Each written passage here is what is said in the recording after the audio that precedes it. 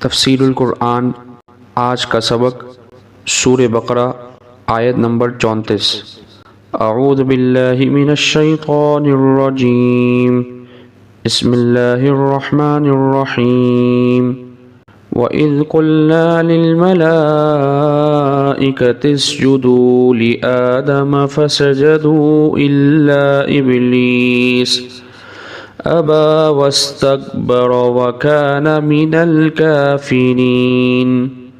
ترجمہ: اور اس وقت کا تذکرہ سنو جب ہم نے فرشتوں سے کہا کہ آدم کو سجدہ کرو، چنانچہ سب نے سجدہ کیا سوائے ابلیس کے کہ اس نے انکار کیا اور متکبرانہ رویہ اختیار کیا اور کافروں میں شامل ہو گیا۔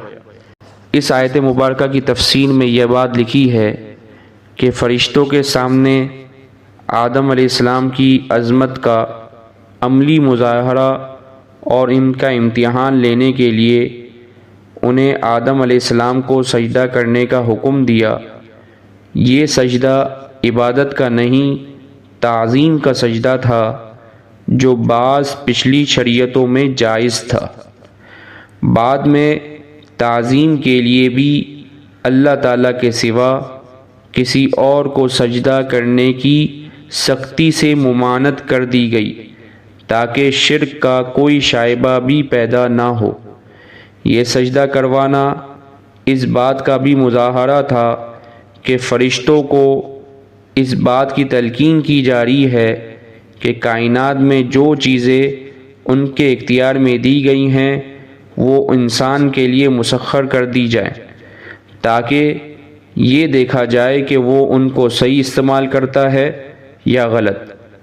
اگرچہ براہ راست سجدے کا حکم فرشتوں کو دیا گیا تھا، مگر اس میں تمام جاندار مخلوقات بھی شامل تھی، لہٰذا ابلیس جو جنات میں سے تھا اس پر بھی اس حکم کی تعمیل لازم تھی۔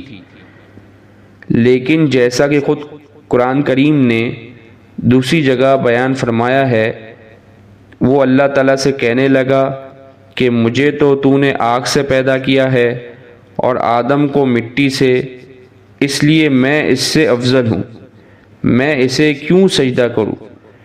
اس واقعے سے دو سبق ملتے ہیں۔ ایک یہ کہ اپنے آپ کو بذات خود دوسروں سے بڑا سمجھنا اور اپنی بڑائی جتانا کتنا بڑا گناہ ہے، اور دوسرا سبق یہ کہ جب اللہ تعالیٰ کی طرف سے کوئی واضح حکم آ جائے تو بندے کا کام یہ ہے کہ اس حکم کو دل و جان سے بجا لائے، چاہے اس کی حکمت اور فائدہ سمجھ میں آئے یا نہ آئے۔ وآخر دعوانا ان الحمد للہ رب العالمین۔